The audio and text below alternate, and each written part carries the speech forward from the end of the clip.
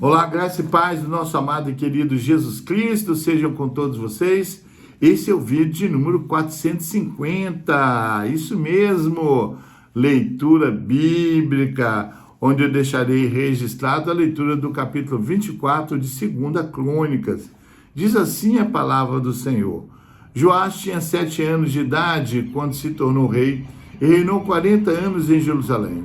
O nome de sua mãe era Zíbia. Ela era de Berseba. Joás fez o que o Senhor aprova enquanto viveu o sacerdote Joiada.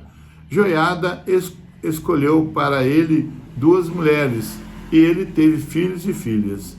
Algum tempo depois, Joás decidiu fazer reparos no templo do Senhor. Ele reuniu os sacerdotes e os levitas e lhes disse: vão às cidades de Judá e recolham o imposto devido anualmente por todo Israel, para fazer reparos no templo de seu Deus. Vão agora mesmo. Os levitas, porém, não agiram imediatamente. Por isso, o rei convocou Joiada, o sumo sacerdote, e lhe perguntou: por que você não exigiu que os levitas trouxessem de Judá e de Jerusalém o imposto determinado por Moisés, servo do Senhor, e pela Assembleia de Israel, para a tenda da Arca da Aliança? De fato, Atalia, aquela mulher ímpia, e os seus filhos tinham arrombado o templo de Deus e tinha até usado os seus objetos sagrados para cultuar os Baalaíns. Então, por ordem do rei, fizeram uma caixa e a colocaram do lado de fora a entrada do templo do Senhor. Fez-se então uma proclamação em Judá e em Jerusalém para que trouxessem ao Senhor o imposto que Moisés, servo do Senhor, havia exigido de Israel no deserto. Todos os líderes e todo o povo trouxeram com alegria as suas contribuições, colocando-as na caixa até enchê-la. Sempre que os levitas levaram a caixa até os supervisores do rei, e esses viam que havia muita prata, o secretário real e o oficial do sumo sacerdote esvaziavam-na e levava de volta, fazendo isso regularmente, a juntar uma grande quantidade de prata. O rei e Joiada entregaram essa prata aos homens que executavam os trabalhos necessários no templo do Senhor. Eles contratavam pedreiros, carpinteiros e também operários que trabalham em ferro e em bronze para restaurarem o templo do Senhor. Os homens encarregados do trabalho eram diligentes, o que garantiu o progresso da obra de reforma. Eles reconstruíram o templo de Deus de acordo com o modelo original e o reforçaram.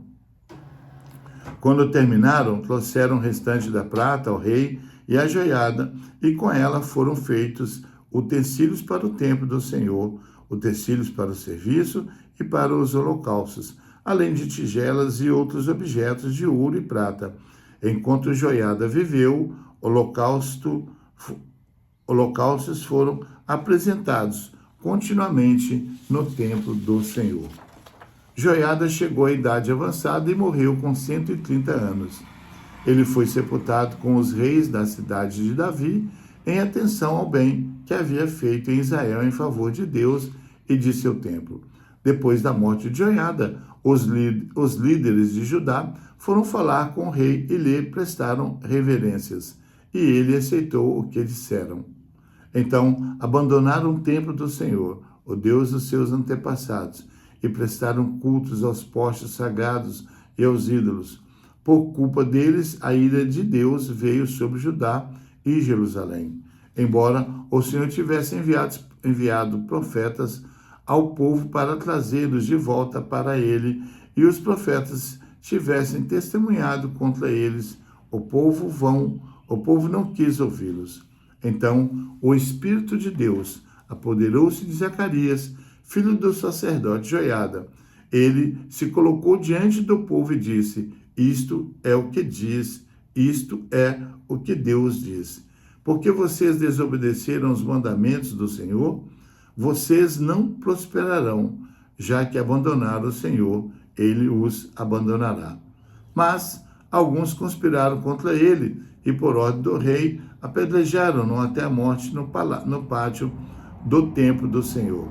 O rei Joás não levou em conta que Joiada, pai de Zacarias, tinha sido bondoso com ele e matou o seu filho.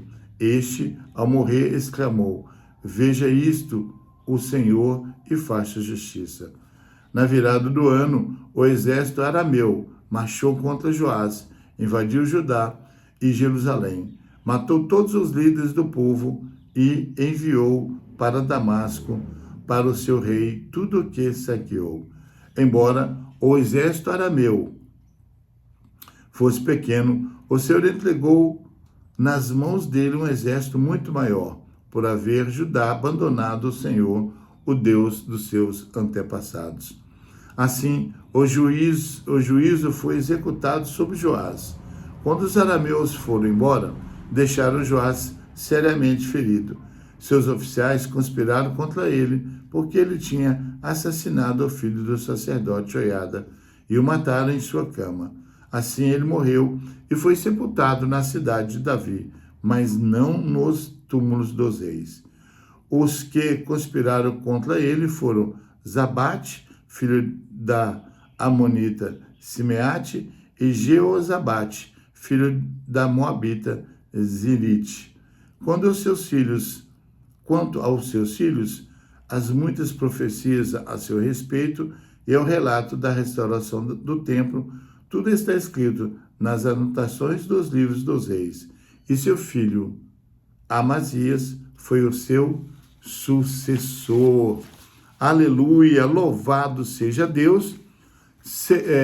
Capítulo 24 de 2 a Crônicas, ele narra o reinado de Joás, que começou bem sob a tutela do sacerdote Joiada, restaurando o templo, mas terminou em apostasia e ruína após a morte de Joiada.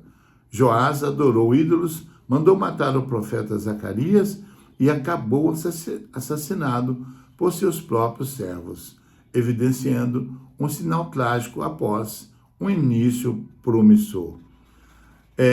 Esses 27 versículos, nós podemos esboçá-los da seguinte maneira: versículos 1 ao 3, início do reino de Joás; versículo 4 ao 7, o projeto de restauração; versículos 8 ao 14, arrecadação de fundos e reparos; versículos 15 ao 16, morte e honra à Joiada; versículo 17 ao 19, a influência idólatra sobre o rei; versículo 20 ao 27, o martírio de Zacarias; versículos 20 ao 22, o martírio de Zacarias; versículos 23 ao 24, a invasão síria e o julgamento divino; e versículos 25 ao 27, conspiração e assassinato de Joiás.